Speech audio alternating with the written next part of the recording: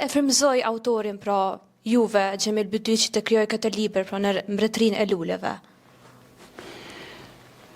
Mbretëria e Luleve nënkupton një mbretëri më të fuqishme dhe më të mirë se ardhur për gjithë shikuesit, nga se përbëhet nga dy pjesë. Pjesa e parë përbëhet nga mbretëria e Luleve, bukurit e tyre që i napin natyrës dhe njerëzimit shkëlqim.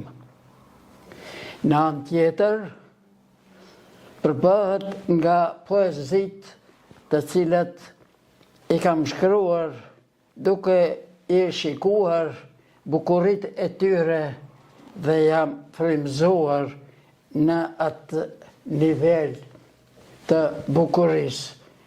Sa kanë me qenë të nivelit për shikuesit, ato vetë le të deklarohen apo përshtypjet e tyre le të japin publikisht apo në ndërdijen e vetvetes.